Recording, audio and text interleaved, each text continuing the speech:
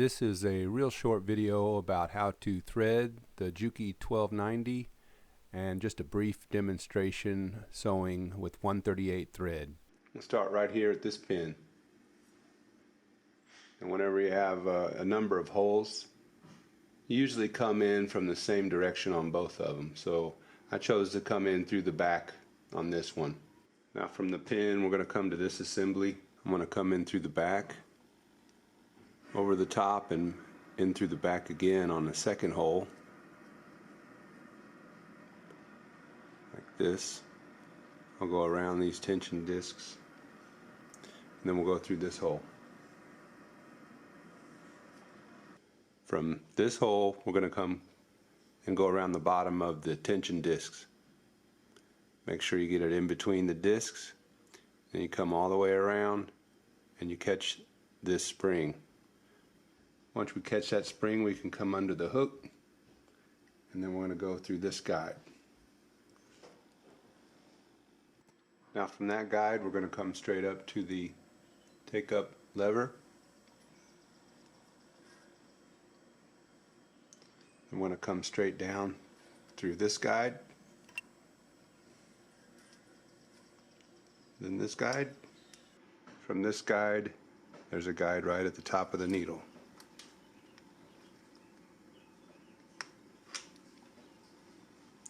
Now we thread the needle front to back. Okay, so here's the bobbin, and I've got some 138 on this spool.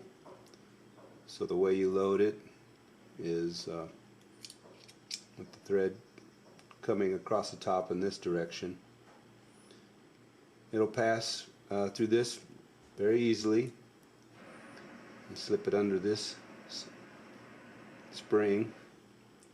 From here it'll come right through there, kind of behind this surface here. There's another channel right here. A 138 just slips through there, and then it gets into this hole where it easily pulls out. And this is from where it'll deploy. Kind of holds it towards the center of the zigzag stitch as the needle comes down here, and tends to make it come off in a consistent manner, like this. Alright, I put this head into a table with a clutch motor on it, and I've got this 138 thread top and bottom. I'm going to try to abut some leather. So I'm not sure that this is quite as thick as baseball glove leather.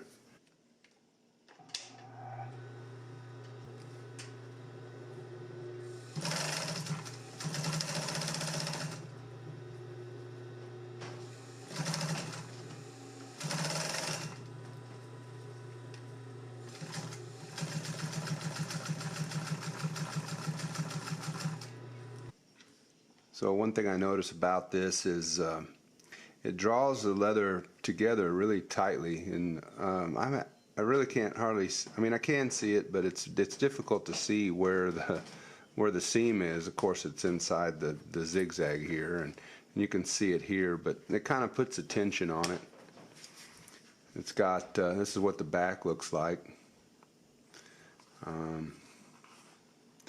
So this is a somewhat stiff leather. I've noticed that any products that don't have a lot of stiffness to them can be kind of drawn up, and it'll make a bit of a wrinkle. But something like this leather, the tension that it puts on actually makes for a nice seam. I don't know if you can see it there, but anyway, this is the 138 thread top and bottom. This needle I think is a little small. This is a 21 needle. I think a 23 would be better. I'm sure this would hold a 23 needle if you could find it. I don't have any, and honestly I don't know if they make them or not, but I do know they have 21s, and so this is an example of that.